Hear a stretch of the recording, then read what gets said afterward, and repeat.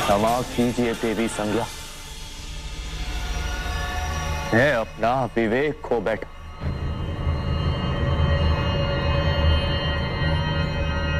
आप अपने बारे में बताइए सर। सैंडी अपना नाम बताता है और कहता है मेरी एक वाइफ है लेकिन हमारा डिवोर्स होने वाला है, मेरा और कोई नहीं है और मेरे पास करने को कोई काम भी नहीं है। फिर फ्रेडी पूछता है कि सर क्या आपकी वाइफ जानती है कि आपकी लॉटरी लग गई है? सैंडी कहता है वाइफ नहीं।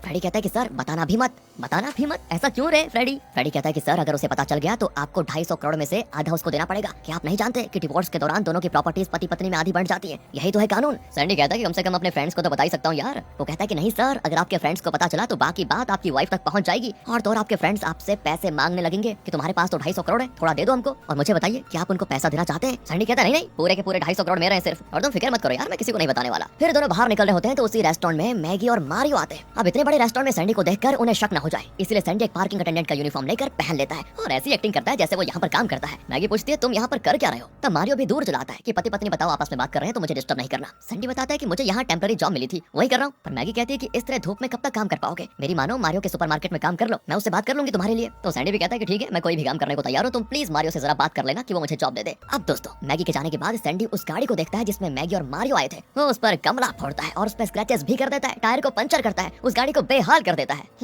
लेकिन उसका अलार्म बजने लग जाता है। लेकिन फिर पता चलता है कि ये मारियो की कार है ही नहीं बल्कि एक बुजुर्ग कपल की कार है। वो बेचारे अपनी कार को इस तरह पिटते हुए देखने के अलावा कुछ कर नहीं पाते। लेकिन सैंडी सोच लेता है कि कोई बात नहीं, अपने पास तो 250 करोड़ है, उसमें से इस कपल को एक ब्रांड न्यू कार दिला दूंगा, मजा आ जाएगा। और अब सैंडी पर किसी को शक न हो इसलिए वो बहुत ही कम सैलरी में मारियो के सुपरमार्केट में जॉब कर लेता है। वहाँ पर एक लड़की उसे काम सिखाती है और कहती है कि देखो तुम बस 2-3 साल यहाँ मेहनत से काम करोगे तो तुम्हारी सैलरी हो जाएगी 50,000 यूरोज। वैसे सैंडी के लिए 50,000 यूरोज तो धूल बराबर है क्योंकि उसके पास इतना माल है, लेकिन फिर भी उसे दुनिया के सामने खुद को गरीब दिखाने के लिए यहाँ पर काम तो करना ही पड़ेगा। उसे ये भी एहसास है कि अब चाहे वो करोड़पति है लेकिन एक टाइम ऐसा भी था जब उसकी जेब में फूटी कौड़ी नहीं थी। खैर जो भी हो, वो छुप छुपा कर 250 करोड़ को एंजॉय करने की ठान लेता है। दिन भर इस सुपरमार्केट में काम करने के बाद वो शाम को एक लग्जरियस लाइफ जीने लगता है। अपनी पसंद का कॉस्टली ड्रेस, शूज, वॉच और न जाने क्या क्या खरीदता है। एक दिन वो एक मॉल में शॉपिंग कर रहा होता है तो मारियो अपनी फैमिली के साथ वहाँ पर आया होता है और सैंडी छुप जाता है कि कहीं इसने मुझे कॉस्टली ड्रेस में देख लिया तो जरूर पूछेगा कितना पैसा कहाँ से आ गया। असल में वो एक डायमंड शॉप में छुप जाता है, लेकिन बदकिस्मती से वो उसी शॉप में कुछ खरीदने आ रहे होते हैं। कौन? अरे मारियो और उसका परिवार। सैंडी घबरा जाता है और वहाँ के स्टाफ से कहता है कि मैं यहाँ का सबसे कॉस्टली आइटम खरीदने को तैयार हूँ, लेकिन प्लीज उन्हें अंदर मत आने देना। और वो भी मारियो से कह देती है कि सर हम शॉप क्लोज करने वाले हैं, आप प्लीज कल आइएगा। उनके जाने के बाद सैंडी इयररिंग्स खरीदता है, इसलिए नहीं कि उसे वो पसंद आए बल्कि इसलिए कि इयररिंग्स का बॉक्स 3 बियर रखने के काम आएगा। बताओ यार। कार में जाते हुए वो इयररिंग्स को साइड में रखकर उस बॉक्स में बियर बोतल को रखकर पीने लगता है।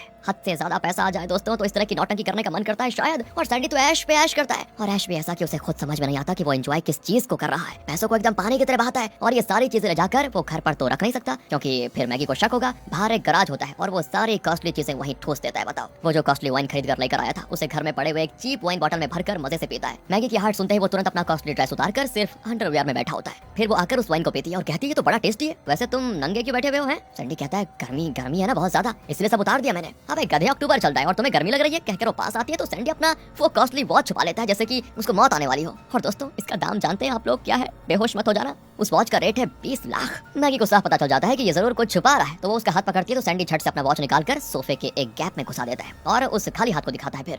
लेकिन औरत को एक बार शक हो गया तो शक कभी मिटता नहीं जल्दी से, और ऐसे मैगी को शक हो गया था कि कुछ ना कुछ तो गड़बड़ है। तो रात को वो एक कॉस्टली रेस्टोरेंट में जाता है, हालांकि उसे बिल्कुल भी आइडिया नहीं है कि वहाँ किस तरह के डिशेस बनते हैं। वो जाकर मेन्यू से न जाने क्या क्या ऑर्डर कर देता है जिसका नाम तक उसने आज तक सुना नहीं था, ना ही कभी पढ़ा था। तब दूसरे टेबल पर बैठी एक लड़की उसको देखने लगती है तो अपना हीरो भी उसको ताकने लग जाता है। इतने में उसका डिश आता है जिसमें राउंड टैबलेट जैसा कुछ होता है जिसे सैंडी मुंह में डाल देता है सीधे, और तब वेटर दौड़ा चलाता है और बताता है कि सर क्या कर रहे हैं आप? वो खाने की चीज नहीं, एक कंप्रेस टॉवल है जिस पर पानी डालने से वो टॉवल बन जाता है। सैंडी कहता है क्या ये चल क्या रहा है इस दुनिया में? ऐसी भी चीजें बनती है क्या? दोस्तों जो भी हो, इस बड़े रेस्टोरेंट में आकर सैंडी की बेइज्जती जरूर हो गई है। फिर सैंडी उसी लग्जरी होटल में जाता है, रात भर बाथटब में पड़ा पड़ा नहाने का मजा लेता है। अगले दिन होता है संडे तो वो अपने फ्रेंड्स के साथ आउटिंग के लिए जाता है, वो भी एक खतरनाक कार लेकर। बीच पर जाकर वो सर्फिंग करते हैं, हालांकि सैंडी अभी अभी सर्फिंग करना सीख ही रहा है। फिर उसके फ्रेंड्स बात करने लगते हैं कि कुछ दिन पहले एक आदमी 250 करोड़ जीता था, उसका नाम नहीं पता यार, लेकिन सोचो उसकी लाइफ कितनी मस्त हो गई होगी ना, हर रोज मजे करता होगा वो। और तब दूसरा फ्रेंड कहता है कि हाँ यार कितने मजे कर रहा होगा, लेकिन मैं शाप देता हूँ साले को कभी जिंदगी में कुछ ना कर पाए, कहीं का ना रहे, बर्बाद हो जाए। सैंडी कहता है कि अबे यार ऐसा मत बोलो, पता नहीं बेचारा लाइफ में कितनी मुश्किलों से गुजरा होगा। ऐसे मत बोलो यार किसी को,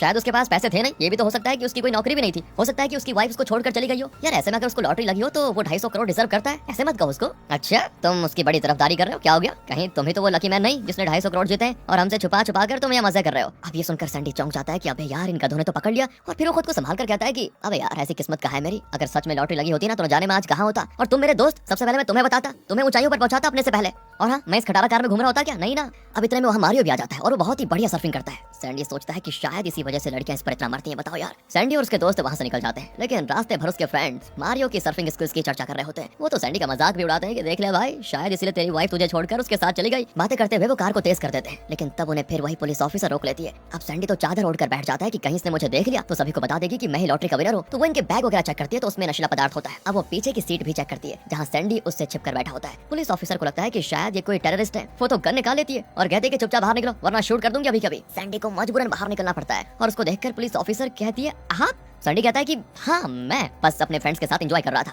लेकिन दोस्तों खुशकिस्मती से वो लॉटरी का जिक्र नहीं करती और कहती ठीक है आपके तो मजे मजे होंगे सर, एंजॉय कीजिए, कहकर वो निकल लेती है। अब फ्रेंड्स पूछते हैं कि तुझे वो पुलिस वाली इतना रिस्पेक्ट क्यों दे रही थी बे, और तुझे देखते उसने हमें छोड़ क्यों दिया, क्या सीन है भाई? तब सैंडी कहता है कि अबे बेवकूफो, वो मेरी दूर की रिश्तेदार है। अब दोस्तों सैंडी ने घर जाना ही बंद कर दिया और उस स्टार होटल में रहने लग गया है। सुबह तैयार होकर सुपरमार्केट जाता है पर अपने कॉस्टली सूट में नहीं बल्कि मालिक को अपना कॉस्टली सूट देकर उसका ड्रेस पहनकर जाता है। लेट होने की वजह से मारियो उसको डांटता भी है। सैंडी को बड़ा गुस्सा आता है। वैसे सैंडी चाहता तो पूरा सुपरमार्केट खरीद ले, लेकिन दुनिया के सामने उसको अपना सच छुपाना जो है तो वो मारियो की डांट खा लेता है। फिर मैगी सैंडी को सपोर्ट करते हुए मारियो से कहती है देखो इस बार माफ कर दो, अगली बार कभी लेट नहीं होगा प्लीज, ये मेरी जिम्मेदारी है। अगले दिन सैंडी एक फॉरेन सर्फर से ट्रेनिंग लेता है ताकि सर्फिंग में मारियो के साथ कम्पीट कर सके, और सैंडी जल्दी सीख भी जाता है और मारियो के सामने उससे भी बढ़िया सर्फिंग करके दिखाता है। मारियो तो देखता रह जाता है कि ये तो मुझसे भी बढ़िया कर रहा है। और तो और सैंडी का फॉरेन ट्रेनर देखकर मारियो बौखला जाता है कि इतना कॉस्टली ट्रेनर रखने के इसके पास पैसे कहाँ से आए। फिर सैंडी के फ्रेंड्स उसको कॉल करके कहते हैं कि यार आज इसी बार में हम तुम्हें ट्रीट देने वाले हैं, कॉस्टली शराब भी पिएंगे, लेकिन सैंडी मना कर देता है। वो लोग चौंक जाते हैं वैसे, क्योंकि पहले तो मुफ्त की शराब का नाम सुनकर सैंडी दो मिलाकर चला जाता था, लेकिन अब मना कर रहा है, कुछ तो गड़बड़ है। लेकिन दोस्तों असलियत तो यह है कि सैंडी को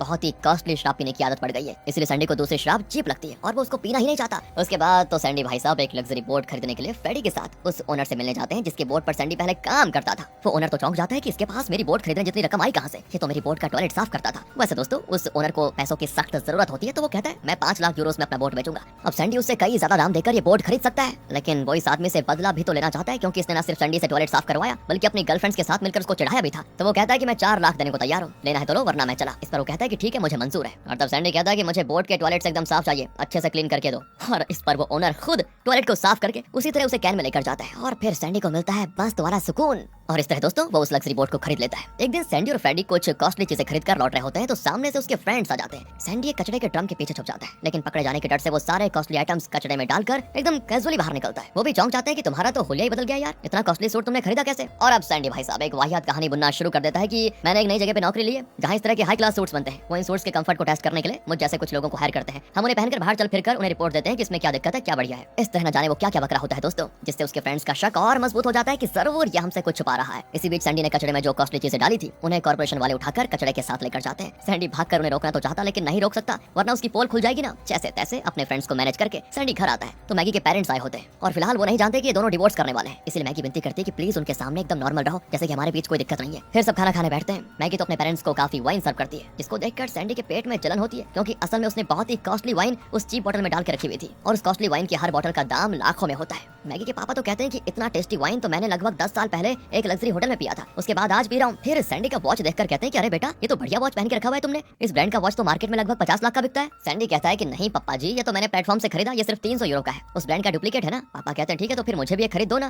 कहकर वो सैंडी को 200 यूरो पकड़ा कर कहते हैं कि बाकी के 100 अपनी जेब से दे देना। सैंडी चिढ़ जाता है और सोचता है कि 50 लाख की वॉच के लिए बूढ़ा मुझे 200 पकड़ा गया, बताओ। सुनो वो ससुर, मुझे ना तेरी बेटी के बजाय तुझे डिवोर्स देना चाहिए। इस तरह मन में सोचकर वो उबल रहा होता है। तब उसका फोन रिंग करता है लेकिन वो फोन उठाता ही नहीं, क्योंकि अगर जेब से फोन बाहर निकलेगा तो फिर ये लोग पूछेंगे कि इतना महंगा फोन तुम्हारे पास कहाँ से आया। लेकिन सब उसी को देख रहे होते हैं तो उन सबका ध्यान डाइवर्ट करने के लिए वो उन्हें बता देता है कि मैं और आपकी बेटी डिवोर्स करने वाले हैं। और मैगी तो गुस्से में उठकर चली जाती है, क्योंकि उसने मना किया था बोलने के लिए। सैंडी भी वहाँ से उठकर सीधे आ जाता है उसी स्टार होटल में और वहाँ ड्रिंक करने लगता है। तो फिर वो लड़की जो उस दिन सैंडी को ताक रही थी वो फिर उसको देखने लगने लगती है और सैंडी भी फैसला कर लेता है कि जब मैगी ने मारियो के साथ एक नई लाइफ शुरू करने का फैसला कर लिया तो क्यों ना मैं भी इस लड़की के साथ एक नई शुरुआत कर लूं। वो जाकर उस लड़की से बात करता है। वो सैंडी को अपना कार्ड देकर कहती है आपको किस तरह की लड़की चाहिए बताइए, मैं अरेंज कर सकती हूँ आपके लिए। तो पता चलता है कि वो दलाल है जो आदमियों के लिए फीमेल एस्कॉर्ट्स अरेंज करती है। बेचारे सैंडी का दिल टूट जाता है कि मुझे ये नहीं चाहिए। वो उदास होकर घर की ओर चलाता है। तब उसके दो फ्रेंड्स एक छोटे से बार में ड्रिंक कर रहे होते हैं और हंस कर बातें करते हैं। उन्हें देखकर अब सैंडी परेशान हो जाता है और सोचता है कि इतने सारे पैसे को मैं खुद रखकर क्या करने वाला हूँ, क्या मैं इतना खुदगर्ज हो गया, अपने बेस्ट फ्रेंड्स को भी मैंने धोखा दे दिया बताओ। इसी गिल्ट फीलिंग के साथ वो घर आकर बैठा होता है। वो फ्रेडी को कॉल करके कहता है कि तुरंत मेरे दोनों फ्रेंड्स के अकाउंट में 1-1 मिलियन यूरोस डाल दो भाई, उन्हें पता नहीं चलना चाहिए कि अमाउंट किसने डाला। अब सैंडी को लगा था कि इतना बड़ा अमाउंट पाकर वो कोई स्मार्ट आइडिया सोचेंगे और एक अच्छा खासा बिजनेस शुरू करके लाइफ में आगे बढ़ेंगे, लेकिन वो दोनों गधे। पता है उन पैसों से उन्होंने क्या किया, एक लग्जरी कार खरीद कर सैंडी को शो ऑफ करते हैं कि देखो हमने कार खरीद ली, और वो अपने साथ एक और आदमी को भी लेकर आए होते हैं और सैंडी को भी राइड के लिए बुलाते हैं। सैंडी तो आग बबूला हो जाता है कि इन लोगों ने पैसे बर्बाद कर दिए। वो कहते हैं कि पता नहीं यार कौन पागल था जिसने हमारे अकाउंट्स में 1 मिलियन डाल दिए, उसी से ये कार खरीद ली हमने। सैंडी कहता है कि अबे तुम लोगों की अकल घास चरने गई थी क्या, उतना बड़ा अमाउंट मिला था तो कोई ढंग का बिजनेस शुरू कर लेते। पर वो कहते हैं कि अबे तुम्हें जलन क्यों हो रही है। दूसरा कहता है कि अरे यार ये जलता है हमसे, हमारे अकाउंट में पैसे आए लेकिन इसके नहीं आए तो ये जल रहा है हमसे। उसके दोस्त फिर हंस पड़ते हैं कि अबे तू ठहरा भिखारी से भी गरीब, तेरे पास उतने पैसे कहां से आएंगे। और फिर वो बोल पड़ता है कि गधों की औलाद, उस बम्पर लॉटरी का विनर मैं ही हूँ। मार्कस कहता है सटिया गया ये,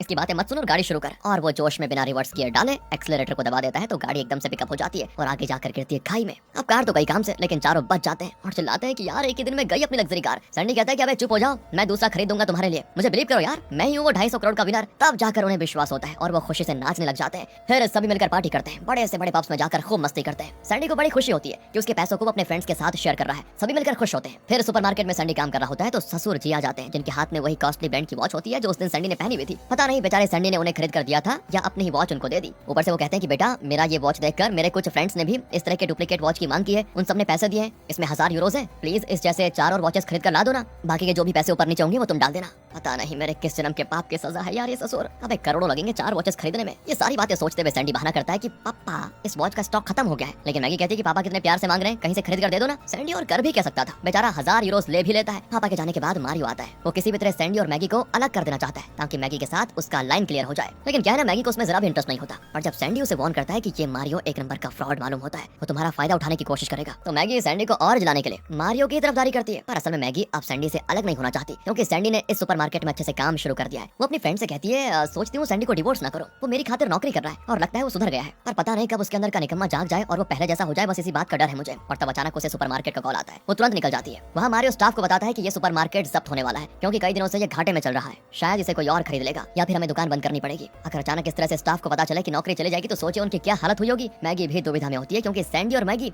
इसी सुपरमार्केट के भरोसे पे थे, अब ये बंद हो जाएगा तो पता नहीं इनका क्या होगा, ऐसा वो सोचती है। लेकिन वो दूसरे स्टाफ को दिलासा देती है कि देखो मारियो बहुत अच्छा इंसान है, वो इस सुपरमार्केट को बंद नहीं होने देगा, आप लोग फिक्र मत कीजिए। तब सैंडी मैगी से कहता है कि अगर ये सुपरमार्केट बंद हो गया तो मैं शायद फिर कभी तुमसे मिल नहीं पाऊंगा और 3 दिन बाद तो हमारा डिवोर्स भी हो जाएगा ना, उससे पहले मैं तुम्हारे साथ एक कैंडल